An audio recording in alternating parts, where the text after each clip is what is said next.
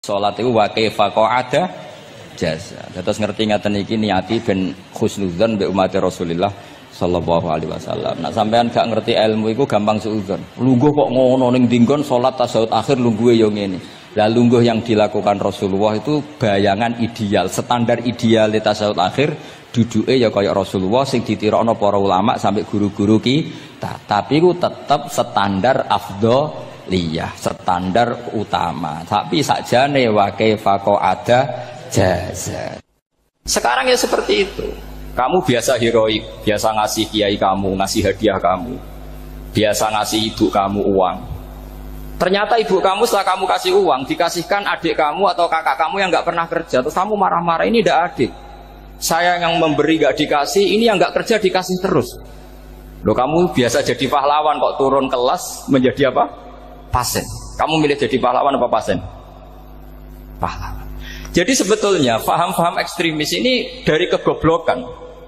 Dari kegoblokan berpikir nubuwah sehingga tidak punya rasa ibadah. Lah ini yang menjadi orang-orang ekstrem. Jadi korban pertama ekstremitas itu bukan sahabat tapi Rasulullah Shallallahu Alaihi Wasallam, yaitu Nabi dibilangin oleh mereka, "I'dil ya Muhammad, kamu kalau bagi harus adil." Pikiran mereka kalau adil sama rata sama. Jadi kalau pakai pikiran itu, saya minum di sini itu haram. Mau ndak ikut bikin kok minum. Enak tamu, toko-toko mangan, sing masak kangelan urung mangan. Itu jadi edan bareng.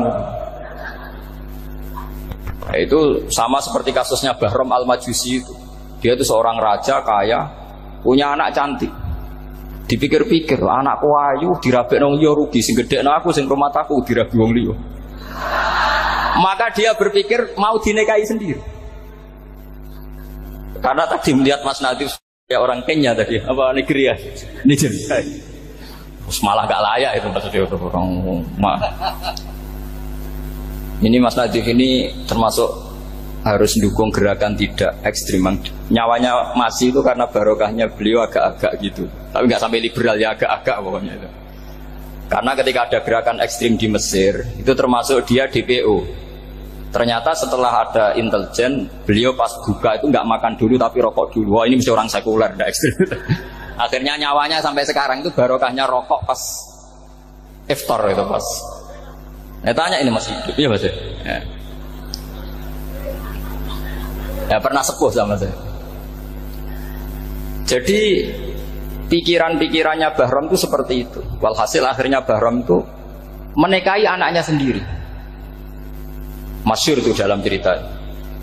Jadi ceritanya itu ada seorang wali tidur di Masjid Haram sama Rasulullah, ditemuin gitu. Terus kata Rasulullah, salam saya untuk Bahram Al-Majusi. Ternyata dicari-cari nggak ada Bahram lain kecuali Bahram yang berdua, bahkan anaknya sendiri mau dinikahi. Ya cara berpikir karena seperti itu. Kalau kita berbuat banyak harus dapat. Itu bahaya.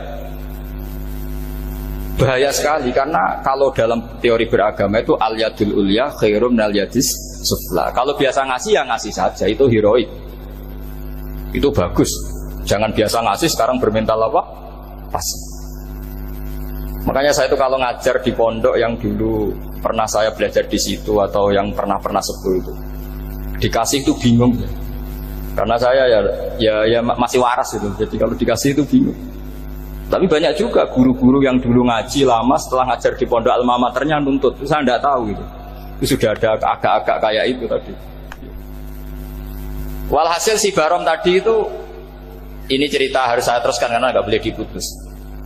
Dapat salam dari Rasulullah. Ternyata di balik nakalnya dia itu pas mau bulan pertama, malam pertama itu ada seorang janda sepuh ke situ. Ganggu dia tentu ya. Ketika dikejar pulang lagi sampai 3 kali. Dia tanya, kenapa Bu kamu begitu? Katanya, saya ini anak-anak saya kelaparan. Kalau saya pulang anak-anak saya nangis minta makan. Saya ingin minta Anda. Tapi setelah saya ingat Anda ini majusi, saya mukmin, saya mukminah, saya pulang. Ya sudah Bu, kamu di rumah saja. Nanti saya kirimi makan. Dikirimi sendiri, padahal dia seorang raja, orang kaya. Barokahnya itu dia dikasih tobat sama Allah. Dan paginya ketemu tamu yang mengirimkan salam dari Rasulullah SAW. Akhirnya Bahram ini menjadi Muslim. Tapi intinya berpikir seperti tadi itu salah, bahwa kalau saya berjasa banyak harus mendapat apa? Ini cara berpikir orang-orang Khawarij. Begitu juga era Sayyidina Umar, era Sayyidina Utsman, Ali, itu juga ngalami orang-orang yang ekstrim. Misalnya begini, saya contohkan korban-korban ekstrim yang real. Sayyidina Ali itu masyhur, dia punya musuh besar namanya Muawiyah. Karena permusuhan ini tidak bisa dihindari. Jadi kalau dalam fikih Islam ini anak-anak saya ajari fikih. Kalau orang mukmin membunuh orang mukmin itu hukumnya dosa besar apa kecil? Besar. Itu di bab kisos. Tapi orang fikih itu unik. Di fikih itu ada kitab usial namanya. Di takrib ada kitab usial. Dan di situ ada penjelasan mangkutila dunamali fahuwa syahid. Orang yang dibunuh karena membela hartanya atau keluarganya, itu dia mati syahid. Kalau dia posisi membunuh, maka malingnya atau penjahatnya muhaddarun damu, nggak punya hak nuntut kisos karena dianggap nggak ada artinya darah. Nah sekarang begini, suatu saat ada garong ke rumah Anda, ingin membunuh Anda karena ingin mengambil harta Anda.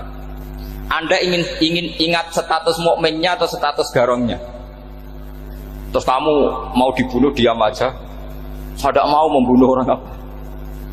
Mukmin atau membunuh orang muslim. Nah, kesulitan yang dialami Sayyidina Ali seperti itu. Orang-orang Khawarij cara berpikir, Ali ku geblek, wong mukmin kok pengen mateni wong mukmin. Muawiyah ya geblek pisan, wong mukmin kok pengen mateni orang mukmin. Padahal suasana sudah kacau. Ketika seorang penjahat mau membunuh yang punya rumah dan yang punya rumah ingin membunuh penjahat, itu namanya mukmin bentrok sama orang mukmin. Apa orang benar sahibul hak ingin mempertahankan haknya? Tidak sampai saya tanya. Itu sahibul hak, yaitu yang punya rumah ingin mempertahankan haknya. Meskipun dalam duel ini kadang terjadi pembunuhan.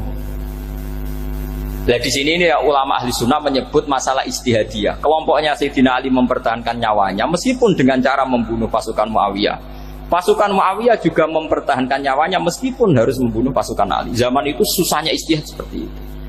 Tapi orang Khawarij cara berpikir enggak, ini biang keladi masalah itu Ali sama Muawiyah.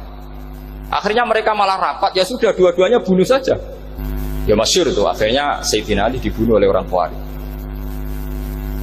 Makanya ini penting ya, pentingnya ngaji seperti ini. Jadi kamu harus dilatih berpikir nubuwah. Ya dilatih berpikir apa? Nubuwah, disebut al-ulama warasatul anbiya. Meskipun dengan cara yang ekstrim, tapi pikirannya saja, jangan perilakunya. Saya punya contoh sekian kasus, sekian tragedi. Misalnya begini, saya itu dulu punya teman, dia soleh, bisa baca Fathul Mu'in. Dia itu janggal, bilang sama saya, Gus, tidak biasanya Rasulullah itu agak-agak nyindir orang fakir. Ini kok ada hadis kadal fakru ayakuna kufur, bahwa kefakiran itu mendekati apa? Kekufuran. Dia itu aneh sekali. Biasanya tidak biasanya Rasulullah kritik seperti itu. Walhasil ini singkat cerita, anak ini ngalami satu trauma. Dia itu miskin. Gara-gara miskin gitu jadi burunya orang non muslim. Dan sering disuruh nganter majikannya itu ke tempat-tempat lokalisasi. Dia mulai mikir, ini gara-gara fakir saya harus nganter orang ke lokalisasi. Mulai ingat dia, sedekah Rasulullah, ini gara-gara fakir saya jadi pengantar orang ke lokalisasi. Suatu saat majikannya itu benar-benar bangkrut, malah dari disuruh nganter, pokoknya carikan yang cantik bawa sini. Pusing, waduh. Nah, dia akhirnya walhasil lari terus keluar, terus dia cerita betapa ekstrimnya fakir, sehingga gara-gara fakir saya harus jadi penolong orang yang mau apa mak? Anda boleh berpikir ekstrim, tapi ekstrim dalam melawan kemungkaran, yaitu tadi saya nggak boleh jadi fakir, tapi takutnya fakir yang nanti jadi alat kemasan. Imam Ghazali juga punya contoh seperti itu. Imam Ghazali pernah marah besar ketika tren di Baghdad itu orang belajar fakir semua. Hatta la yakuna thamma tabibun illa min ahli dzimmah, kata beliau. Sampai di Baghdad itu tidak ada dokter kecuali orang kafir dzimmah. Akhirnya kalau ada ulama sakit, saya masih ingat pas kecil, kalau ada ulama sakit itu tidak boleh dibawa ke rumah sakit, takutnya ketemu dokter muslim, non muslim malah disuntik langsung apa? Mati. Akhirnya ulama saat itu berfatwa, orang Islam harus ada yang jadi dokter. Banyaklah gus-gus yang sekolah kedokteran. Yang masyhur seperti Sahal bin Abdul Fattah. Itu dulu putranya Ki Fatah yang menolong Mbah Mahfud saat sembunyi. Saking idolakannya Basal, anaknya dinamakan Sahal, tapi dia jadi dokter spesialis bedah. Begitu seterusnya urusan negara. Dulu itu orang jabat itu tidak boleh, karena jabat itu dekat dengan syubhat, dekat dengan haram. Tapi gara-gara pejabatnya non-muslim, kalau bikin aturan ya ala non-muslim. Ulama akhirnya sadar, andikan kita yang jabat pasti tidak seperti itu. Bisa bikin perda ini, bisa bikin pelaturan begini yang menguntungkan Islam. Nah, jadilah banyak pejabat yang sekarang muslim. Tempat-tempat maksiat diobrak-abrik sama Satpol PP macam-macam. Kita untung. Tapi kalau orang-orang khawarij pikirannya pokoknya pejabat itu dekat dengan haram, dekat dengan syubhat. Padahal dengan kita jabat bisa bikin perda atau apa yang menguntungkan Islam. Kemudian menjadi masalah baru secara fikih. Ini adik-adik dengerin biar kulino senam fikih. Kalau caleg soleh, misalnya Mas Nadif nyalek, ini tadi tak guyoni, mau jadi bupati ndak, kalau ya mau usah dukung. Jadi misalnya gini ya, Zaid sama Bakar, misalnya Bakar itu orang soleh, mau jadi calon lurah. Dia tahu kalau dia lurahnya kampung lebih baik. Kalau yang jadi ini Zaid, itu kampung itu rusak karena dia suka dugem, suka macam-macam. Kemudian Zaid ini pasti jadi karena beli suara. Misalnya per kepala itu dibeli 50.000. Bakar ini kalau nggak beli suara kalah. Padahal dengan kalahnya Bakar artinya kemenangan, kemungkaran. Itu zaman era Fathul Mu'in, muridnya Ibnu Hajar Al-Hitami. Ibnu Hajar muridnya Abu Zakaria Al-Ansori itu fatwa. Yang soleh ini wajib beli suara, bukan boleh, wajib beli suara. Tapi ini namanya tidak nyuap, perlu dicatat, ini namanya tidak nyuap. Jadi tidak bisa kamu kaitkan misalnya ar-rosi wal murtasi finnar. Yang nyuap maupun yang menerima suap adalah sama-sama di neraka. Tidak bisa seperti itu, karena logikanya dibalik. Sekarang Bakar ini beli suara itu untuk membeli kebenaran, untuk mengawal kebenaran. Zaid beli suara untuk menopang kebatilan. Berarti namanya Bakar ini penyuap atau pembeli kebenaran? Pembeli kebenaran. Harus dibedakan. Nah, ini pentingnya ulama. Memang nyatanya seperti itu. Yang dikatakan nyuap, riswah itu adalah membayar uang li'ibtolil haqqi, untuk membatalkan kebenaran atau membenarkan kebatilan. Itu namanya nyuap. Tapi kalau mengeluarkan uang untuk menghakkan barang hak dan membatalkan barang batil, itu namanya uang perjuangan. Nah, ini pentingnya mikir. Jadi ulama itu mulai dulu sudah berhati. Nah, sekarang sudah banyak orang-orang khusyuk yang biasa di masjid khusyuk. Kalau ditanya zaman akhir rusak kabeh, wong soleh-soleh wis nyuap. Kalau orang soleh ini tidak nyuap ya tidak jadi. Kalau nggak jadi mereka nggak ada yang jadi DPR, nggak ada partai Islam, habis malah Indonesia. Saya itu punya kenalan banyak pakar-pakar di Jakarta, itu cerita saya, Pak Bahak. Indonesia itu solusinya gampang. Kita ini punya Bali, punya Batam. Itu kalau Bali dimakaukan, Batam dikayakan Hollywood. Amerika kaya itu bukan karena hebat. Pornografi dijual, tinju di Nevada itu dijual, di Las Vegas dijual, apa saja dijual. Oh, tidak kaya itu gimana? Sementara Indonesia mau aur-auran gitu, sukan partai Islam. Sebenarnya Indonesia gampang, kalau ingin kaya Bali itu dikayakan Hollywood atau dikalahkan Makau jadi kota judi, Batam dijadikan kaya Las Vegas. Itu transaksinya pasti triliunan. Orang gamane wong muda dijual, judi dijual, orang tinju dijual. Tapi gara-gara ada partai Islam, nyari rumus solusi ekonomi itu yang tidak seperti itu. Akhirnya kangelan, akhirnya rapati sugih. Tapi barokah, tetap barokah partai apa? Yang menangnya caleg-calegnya rata-rata ya beli. Kalau tidak beli habis. Saya bukan menghalalkan nyuap, enggak. Kalau nyuap tetap haram ila yaumil qiyamah.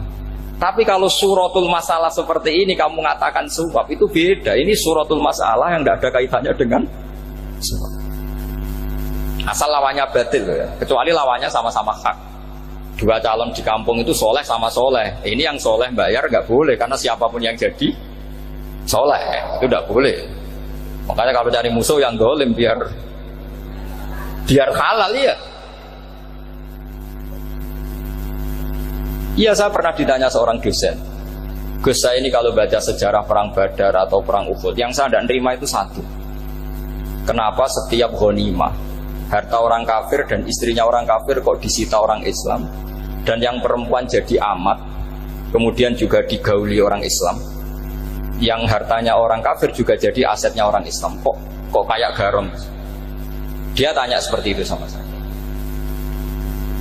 Terus saya jawab, kalau sampean ada garong dan kemudian bawa senpi, senjata api, kemudian garong Anda, penjahat Anda lumpuhkan, ya senpi itu harus Anda kembalikan. Monggo penjahat ini kagungan jenengan beto wangsul, karena ada milik Anda, harus dikembalikan. Wah, tidak bisa Bapak, kalau saya kembalikan pasti dipakai jahat lagi, dipakai kriminal lagi. Ya sama, kalau asetnya orang kafir dikembalikan ke orang kafir akan menjadi aset kekafiran lagi untuk menghancurkan kita. Nah, perempuan juga sama.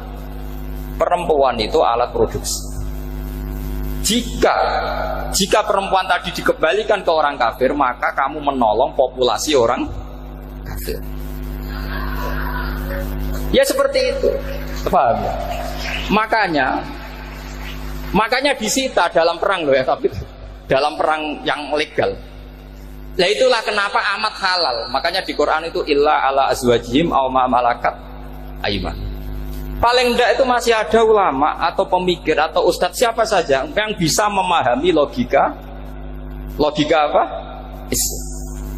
Nanti kalau ulama ini sudah meninggal, orang akan mencibir Islam dengan cara mengatakan Islam itu jahat, yaitu menyita hartanya orang kafir dan istrinya orang kafir setiap kali terjadi perang. Karena pemikiran ini pasti sama-sama kutubnya, sama-sama ekstrim. Ya ini penting saya katakan. Makanya masyhur itu perdebatan Sayyidina Ali dan Muawiyah. Ini saya kutip sedikit. Ini ya sama-sama berpikir ekstrim, tapi ekstrim yang baik. Walhasil dalam satu kerja bakti di Masjid Kuba, itu ada sahabat namanya Ammar. Ini di depan umum, ini penting. Kalau dalam ilmu hadis di depan umum ini penting karena nanti menjadi mutawatir. Beda dengan hadis yang Nabi ngendikan sama 1-2 sahabat, namanya hadis ahadi. Di depan umum Nabi guyon gini sama Ammar, ya Ammar waihak taqtuluka alfiatul baghiyah. Ammar, kamu ini nasib kamu itu agak sial. Karena nanti yang membunuh kamu itu kelompok yang tidak benar. Alfiatul baghiyah itu kelompok yang tidak benar. Itu disaksikan sekian sahabat. Walhasil suatu saat Ammar ini ikut perang dan ikut pasukannya Ali dan terbunuh oleh pasukannya Muawiyah. Seneng Ali. Walhasil Ammar ditemuin sama Ali. Ya Muawiyah, al-ana dhuhara bi anna fi'ati haqqun wa fi'ataka baghiyah. Sekarang kelihatan